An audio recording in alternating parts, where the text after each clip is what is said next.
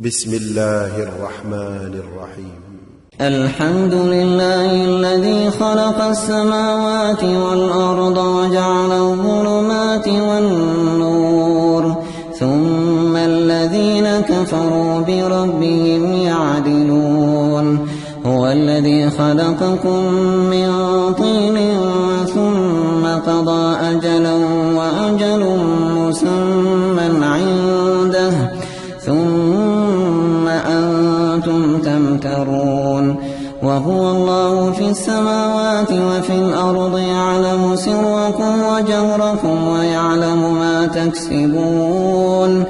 وما تأتيهم من آية من آيات ربهم إلا كانوا عنها معرضين. فقد كذبوا بالحق لما جاءهم فسوف يأتيهم أنباء ما كانوا به يستهزئون. ألم يروا كم أهلكنا من قبلهم من قرن مكناهم في الأرض ما لم نمكن لكم وأرسلنا السماء عليهم مدرارا وجعلنا الأنهار تجري من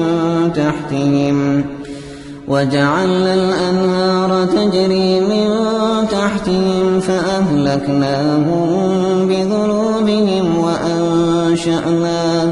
وأنشأنا من بعدهم قرنا آخرين. ولو نزلنا عليك كتابا في قرطاس فلمسوه بأيديهم لقال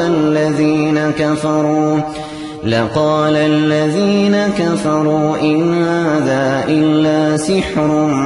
مبين. وقالوا لولا أنزل عليه ملك ولو أنزلنا ملكا لقضي الأمر ثم لا ينظرون. ولو جعلناه ملكا لجعلناه رجلا وللبسنا عليهم ما يلبسون. ولقد استهزئ برسل من قبلك فحاق بالذين سخروا منهم ما كانوا به يستهزئون. قل سيروا في الأرض ثم انظروا كيف كان عاقبة المكذبين. قل لمن ما في السماوات والأرض قل لله كتب على نفسه الرحمة ليجمعنكم إلى يوم القيامة لا ريب فيه. الذين خسروا أنفسهم فهم لا يؤمنون. وله ما سكن في الليل والنهار وهو السميع العليم. قل أغير الله أتخذ وليا فاطر السماوات والأرض وهو يطعم ولا يطعم. قل إني أمرت أن أكون أول من أسلم ولا تكونن من المشركين. قل إني أخاف إن عصيت ربي عذاب يوم عظيم. من يصرف عنه يومئذ فقد رحمه وذلك الفوز المبين. وإن يمسسك الله بضر فلا كاشف له إلا هو وإن يمسسك بخير فهو على كل شيء قدير. وهو القاهر فوق عباده وهو الحكيم الخبير. قل أي شيء أكبر شهادة قل الله شهيد بيني وبينكم. وأوحي إلي هذا القرآن لأنذركم به ومن أئنكم لتشهدون أن مع الله آلهة أخرى قل لا أشهد قل إنما هو إله واحد وإنني بريء مما تشركون الذين آتيناهم الكتاب يعرفونه كما يعرفون أبناءهم الذين خسروا أنفسهم فهم لا يؤمنون ومن أظلم ممن افترى على الله كذبا أو كذب بآياته إنه لا يفلح الظالمون ويوم نحشرهم جميعا ثم نقول للذين أشركوا أين شركاؤكم الذين كنتم تزعمون ثم لم تكن فتنتهم إلا أن قالوا والله ربنا ما كنا مشركين انظر كيف كذبوا على أنفسهم وضل عنهم ما كانوا يفترون ومنهم من يستمع إليك وجعلنا على قلوبهم أكنة أن يفقهوه وفي آذانهم وقرا وإن يروا كل آية لا يؤمنوا بها حتى إذا جاءوك يجادلونك يقول الذين كفروا إن هذا إلا أساطير الأولين وهم ينهون عنه وينأون عنه وإن يهلكون إلا أنفسهم وما يشعرون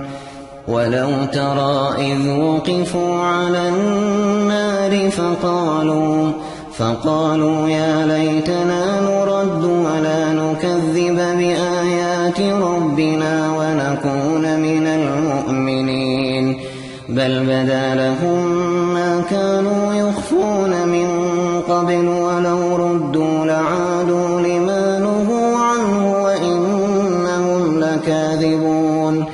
وقالوا إن هي إلا حياتنا الدنيا وما نحن بمبعوثين ولو ترى إذ وقفوا على ربهم قال أليس هذا بالحق قالوا بلى وربنا قال فذوقوا العذاب بما كنتم تكفرون قد خسر الذين كذبوا بلقاء الله حتى إذا جاءتهم الساعة بغتة قالوا يا حسرتنا على ما فرطنا فيها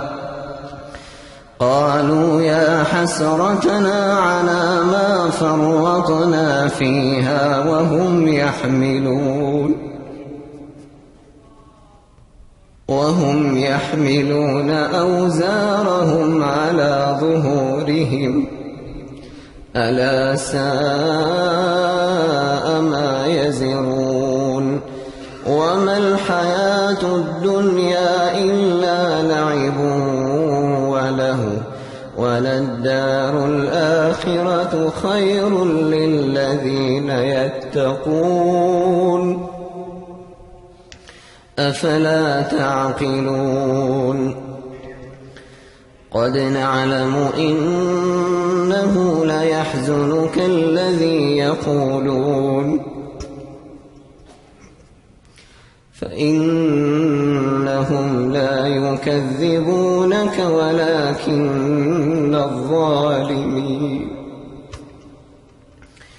ولكن الظالمين بآيات الله يجحدون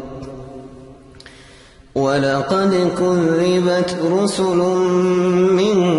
قبلك فصبروا على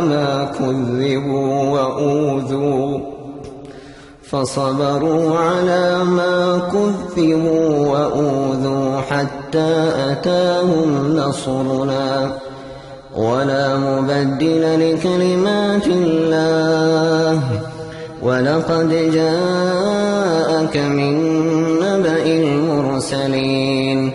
وإن كان كبر عليك إعراضهم فإن استطعت أن تبتغي نفقا في الأرض أو سلما في السماء فتأتيهم بآية ولو شاء الله لجمعهم على الهدى فلا تكونن من الجاهلين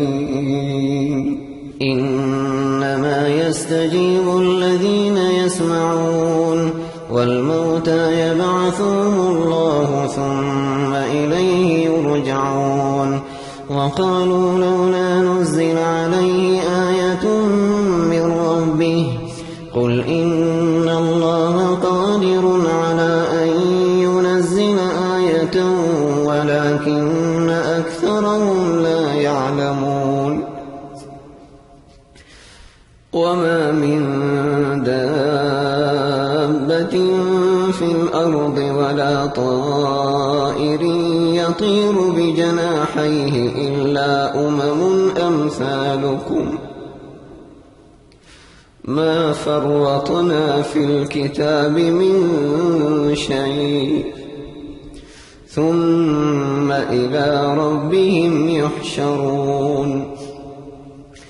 والذين كذبوا بآياتنا صم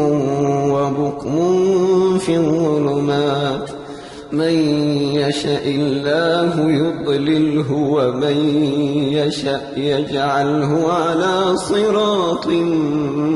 مستقيم قل أرأيتكم إن أتاكم عذاب الله أو أتتكم الساعة أغير الله تدعون إن كنتم صادقين بل إياه تدعون فيكشف ما تدعون إليه إن شاء وتنسون ما تشركون ولقد أرسلنا إلى من قبلك فأخذناهم بالبأساء والضراء لعلهم يتضرعون فلولا إذ جاءهم بأسنا تضرعوا ولكن قست قلوبهم وزين لهم الشيطان ما كانوا يعملون فلما نسوا ما ذكروا به فتحنا عليهم أبواب كل شيء حتى إذا فرحوا بما أوتوا أخذناهم بغتة فإذا هم مبلسون فقطع دابر القوم الذين ظلموا والحمد لله رب العالمين قل أرأيتم إن أخذ الله سمعكم وأبصاركم وختم على قلوبكم من إله غير الله يأتيكم به انظر كيف نصرف الآيات ثم هم يصدفون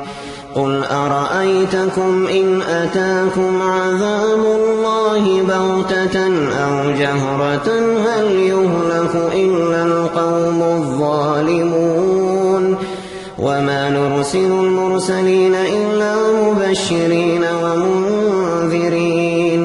فمن آمن وأصلح فلا خوف عليهم ولا هم يحزنون والذين كذبوا بآياتنا يمسهم العذاب بما كانوا يفسقون قل لا أقول لكم عندي خزائن الله ولا أعلم الغيب ولا أقول لكم إني ملك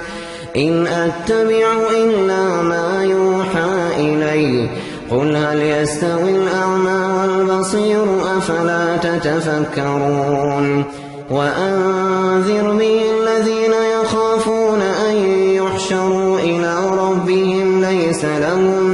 ليس لهم من دونه ولي ولا شفيع لعلهم يتقون ولا تطرد الذين يدعون ربهم بالغداة والعشي يريدون وجهه ما عليك من حسابهم من شيء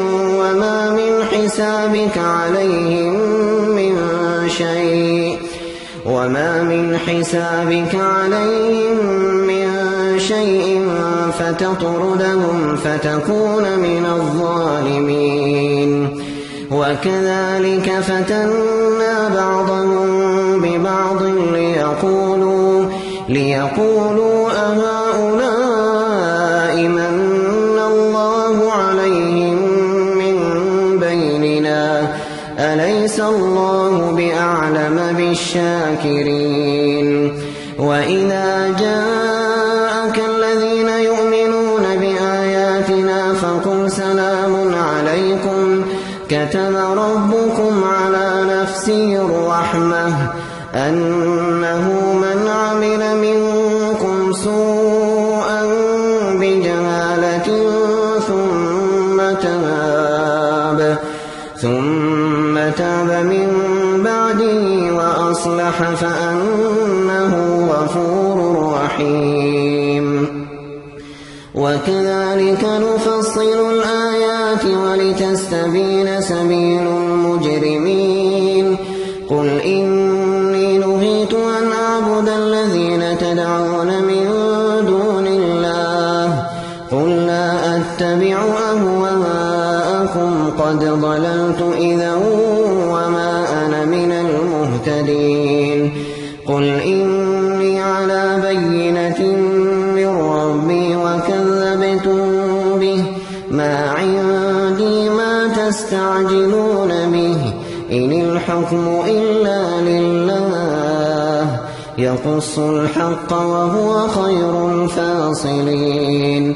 قل لو أن عندي ما تستعجلون به لقضي الأمر بيني وبينكم والله أعلم بالظالمين وعنده مفاتح الغيب لا يعلمها إلا هو ويعلم ما في البر والبحر وما تسقط من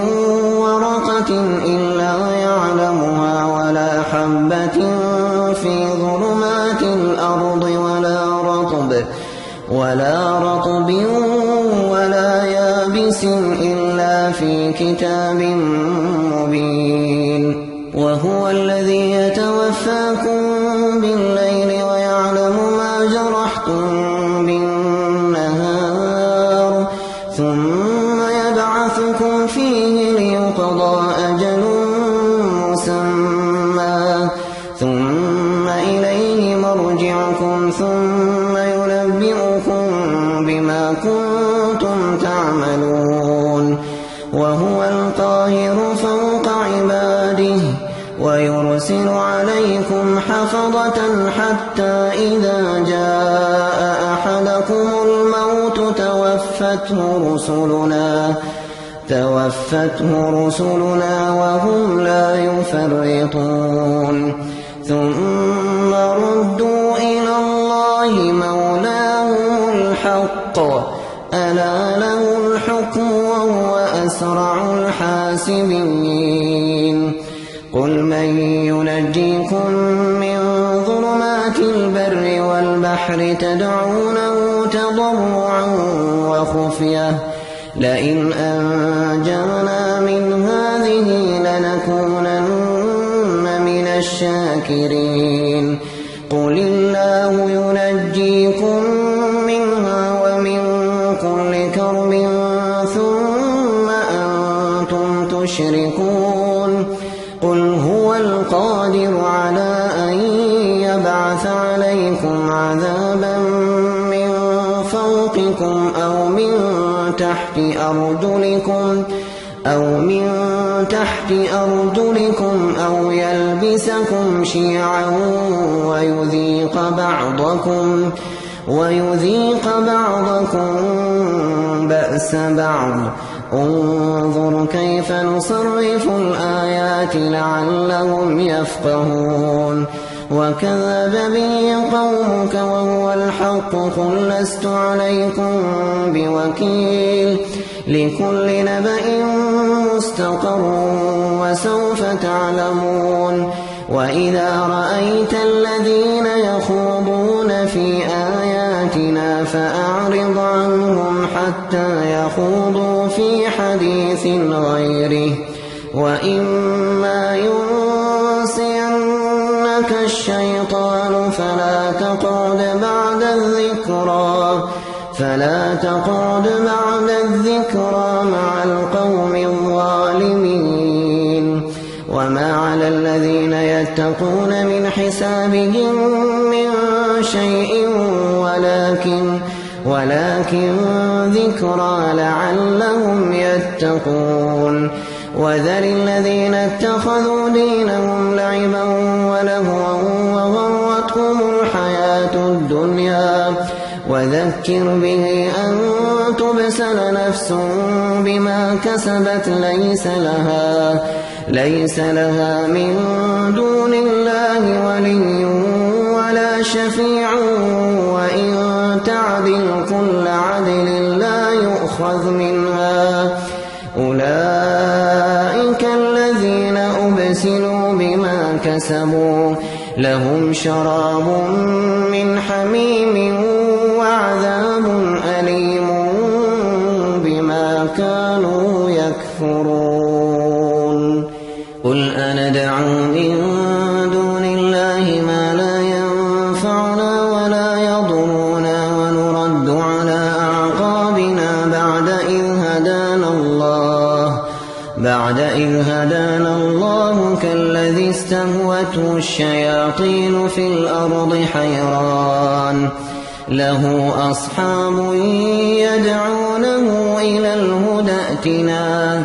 قل إن هدى الله هو الهدى وأمرنا لنسلم لرب العالمين وأن أقيموا الصلاة واتقوه وهو الذي إليه تحشرون وهو الذي خلق السماوات والأرض بالحق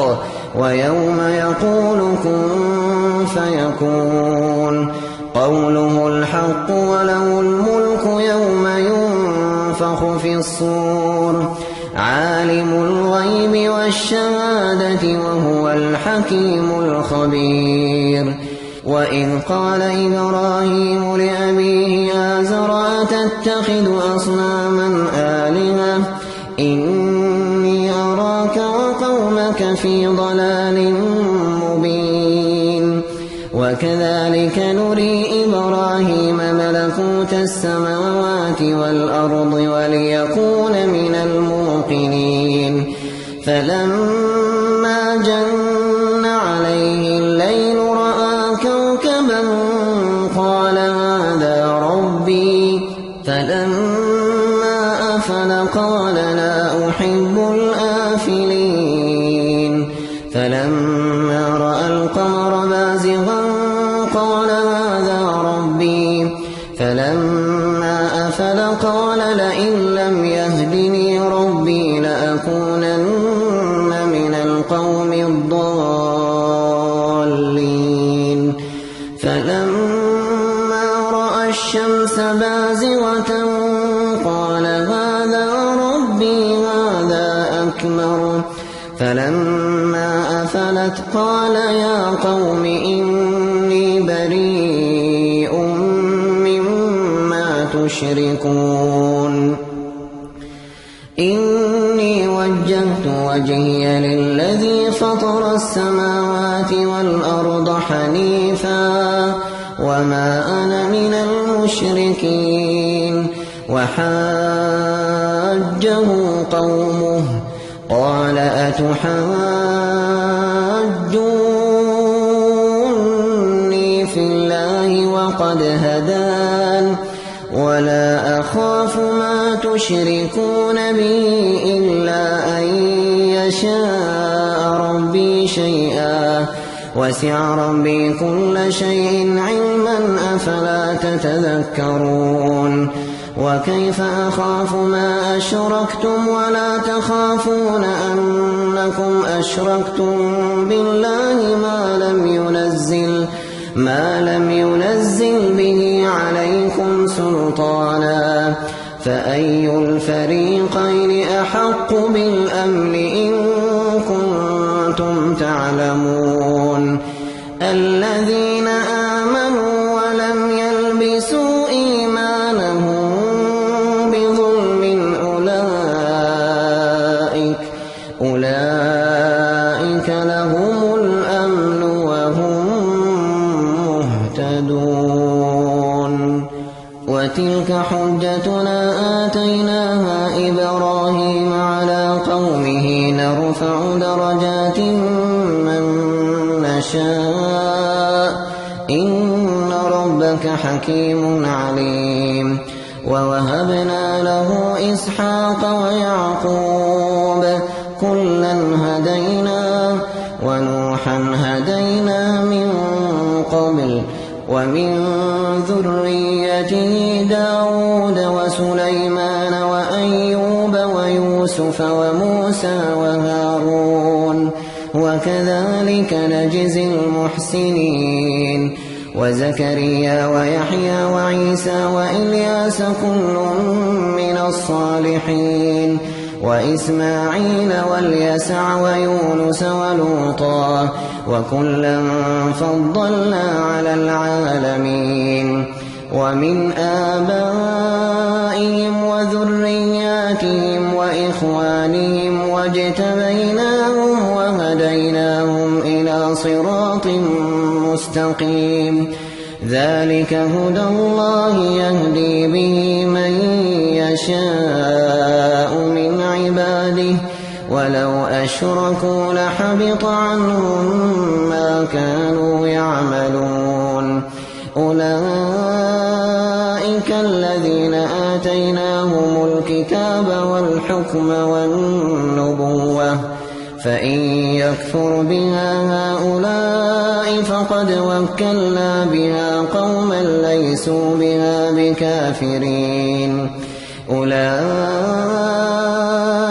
الذين هدى الله فبهداه مقتده. قل لا أسألكم عليه أجرا إن هو إلا ذكرى للعالمين.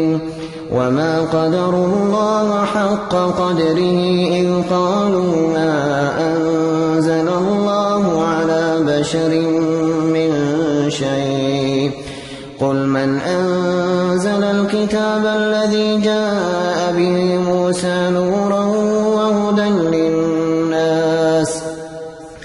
تجعلونه قراطيس تبدونها وتخفون كثيرا وعلمتم ما لم تعلموا أنتم ولا آباؤكم قل الله ثم ذرهم في خوضهم يلعبون. وهذا كتاب أنزلناه مبارك مصدق الذي بين يديه ولتنذر أم القرى ومن حولها والذين يؤمنون بالآخرة يؤمنون به وهم على صلاتهم يحافظون. ومن أظلم ممن افترى على الله كذبا أو قال أوحي إلي ولم يوح إليه شيء ومن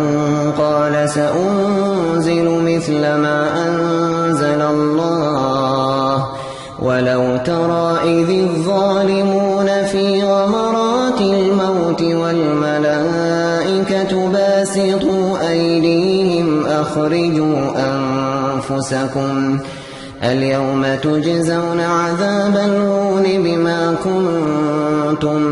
بما كنتم تقولون على الله غير الحق وكنتم عن آياته تستكبرون ولقد جئتمونا فرادا كما خلقناكم أول مرة وتركتم ما خولناكم وراء ظهوركم وما نرى معكم شفعاءكم الذين زعمتم أنهم فيكم شركاء لقد تقطع بينكم وضل عنكم ما كنتم تزعمون إن الله فالق الحب والنوى يخرج الحي من الميت ومخرج الميت من الحي ذلكم الله فأنى تؤفكون فالق الإصباح وجعل الليل سكنا والشمس والقمر حسبانا ذلك تقدير العزيز العليم وهو الذي جعل لكم النجوم لتهتدوا بها في ظلمات البر والبحر قد فصلنا الآيات لقوم يعلمون وهو الذي أنشأكم من نفس واحدة فمستقر ومستودع قد فصلنا الآيات لقوم يفقهون وهو الذي أنزل من السماء ماء فأخرجنا به نبات كل شيء فأخرجنا منه خضرا نخرج منه حبا متراكبا ومن النخل من طلعها قنوان دانية وجنات من أعناب والزيتون والرمان مشتبها وغير متشابه انظروا إلى ثمره إذا أثمر وينعه إن في ذلكم لآيات لقوم يؤمنون وجعلوا لله شركاء الجن وخلقهم وخرقوا له بنين وبنات بغير علم سبحانه وتعالى عما يصفون بديع السماوات والأرض أنى يكون له ولد ولم تكن له صاحبة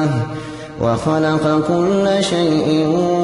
وهو بكل شيء عليم ذلكم الله ربكم لا إله إلا هو خالق كل شيء فاعبدوه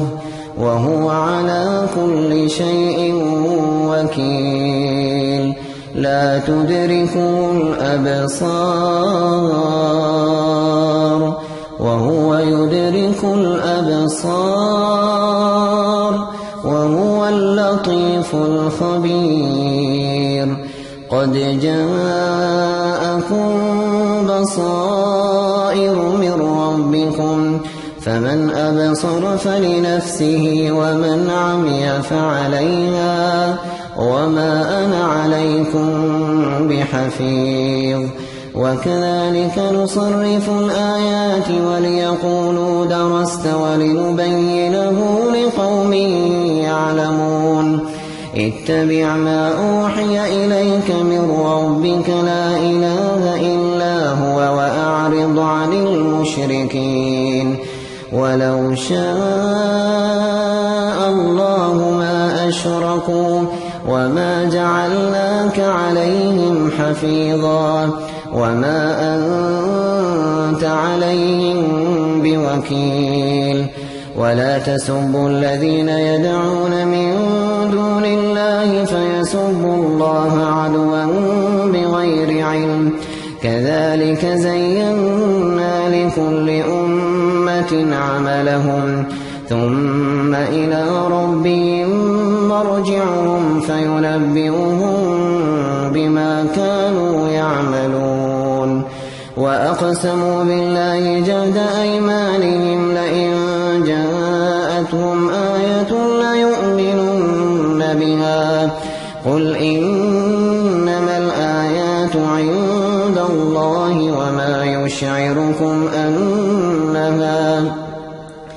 وما يشعركم أنها إذا جاءت لا يؤمنون ونقلب أفئدتهم وأبصارهم كما لم يؤمنوا به أول مرة ونذرهم في طغيانهم يعمهون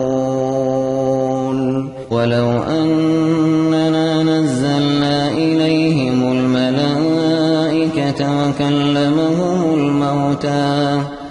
وكلمهم الموتى وحشرنا عليهم كل شيء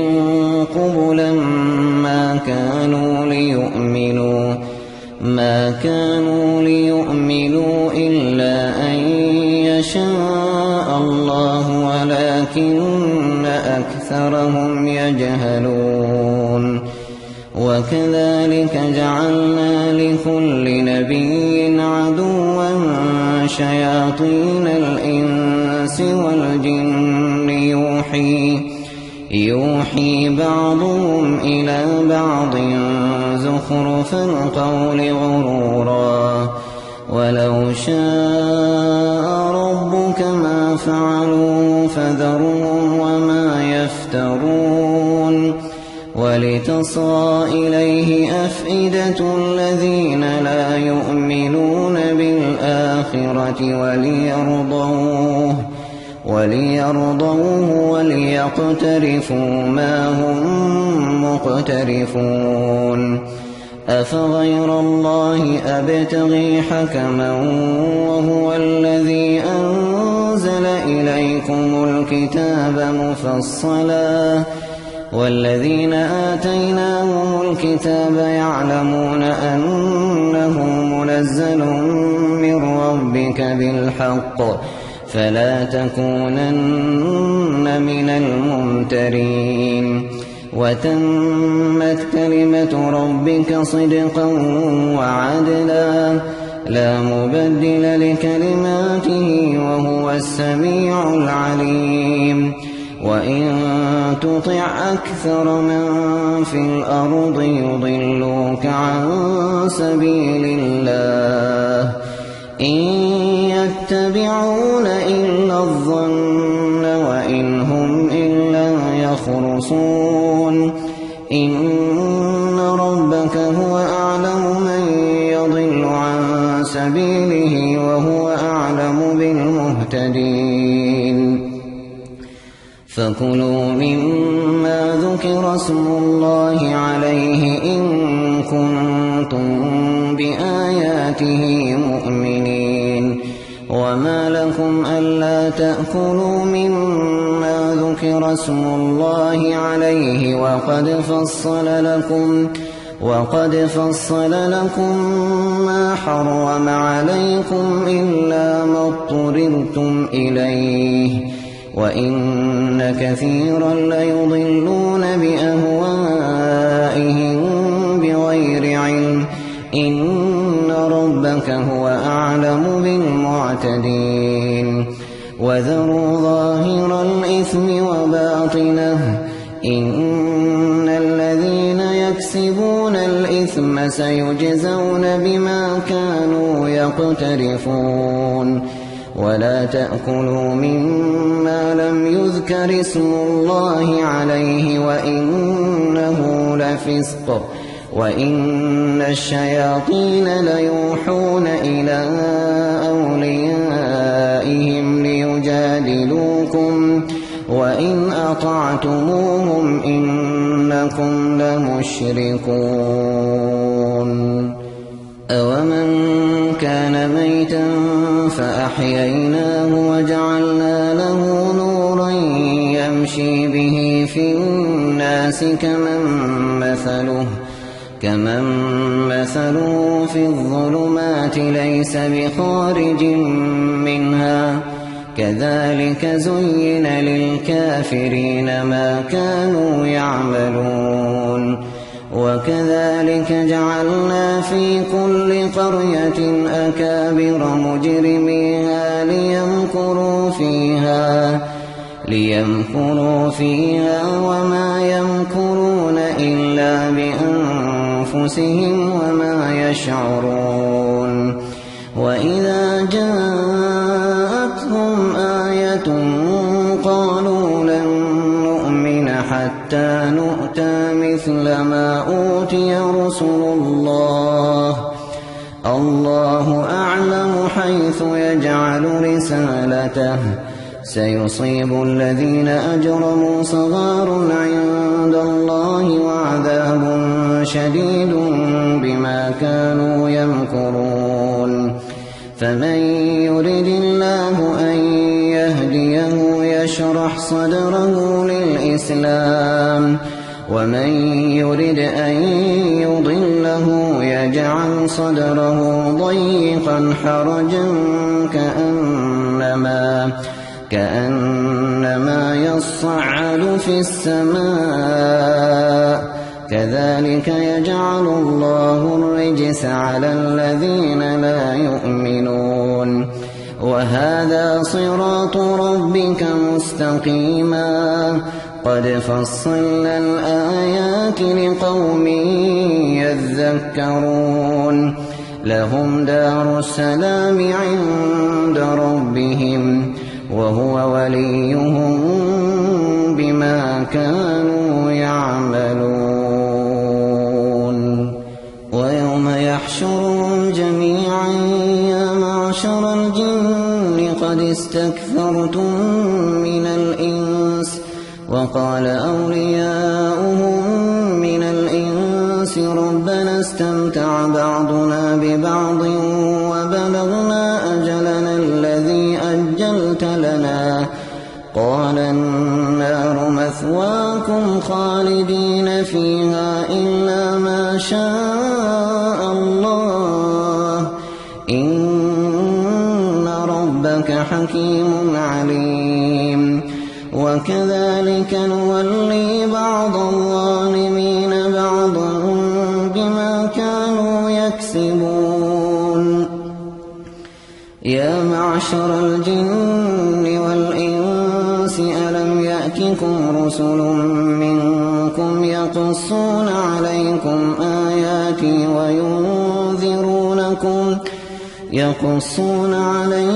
آياتي وينذرونكم لقاء يومكم هذا قالوا شهدنا على أنفسنا وغرتهم الحياة الدنيا وشهدوا على أنفسهم أنهم كانوا كافرين ذلك أن لم يكن ربك مهلك القرى بظلم وأهلها غافلون ولكل درجات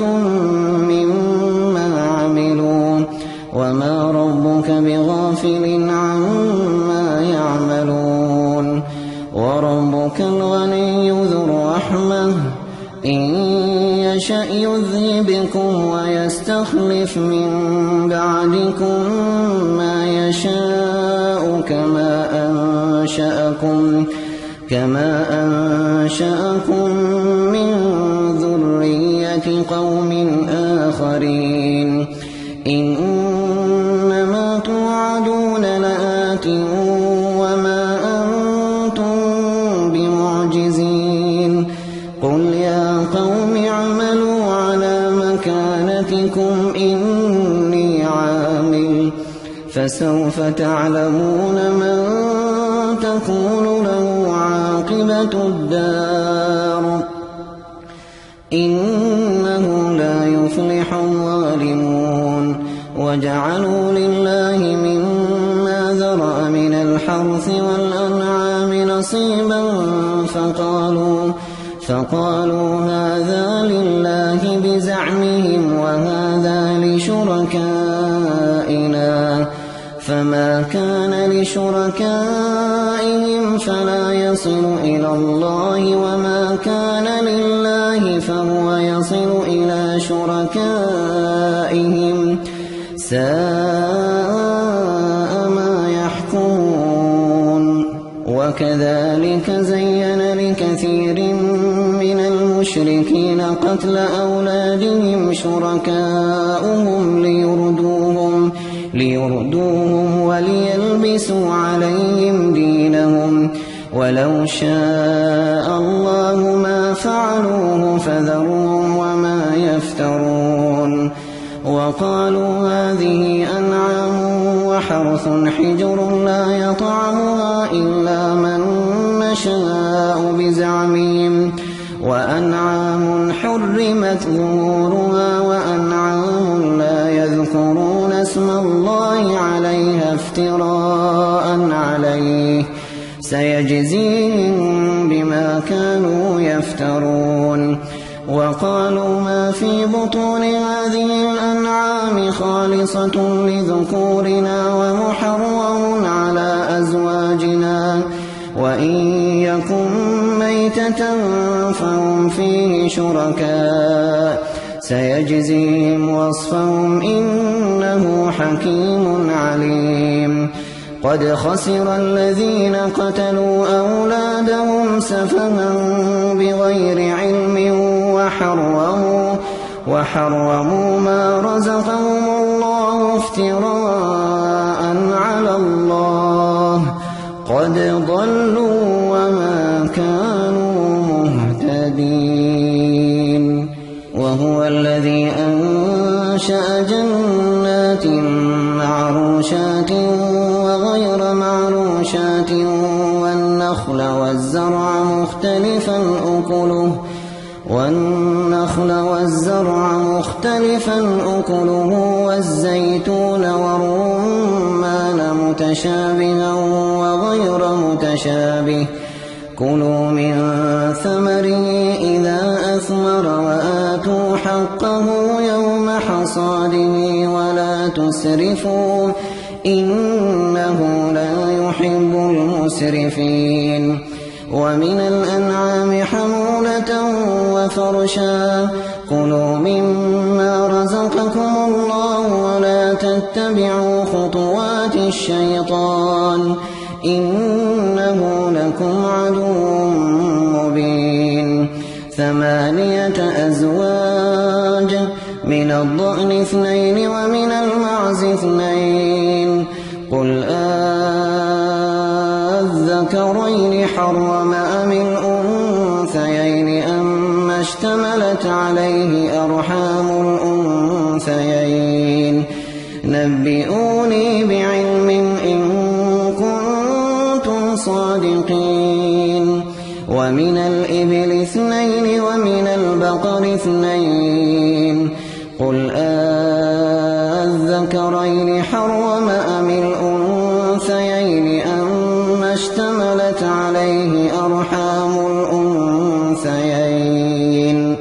أم كنتم شهداء إذ وصاكم الله بهذا فمن أظلم ممن افترى على الله كذبا ليضل الناس بغير علم إن الله لا يهدي القوم الظالمين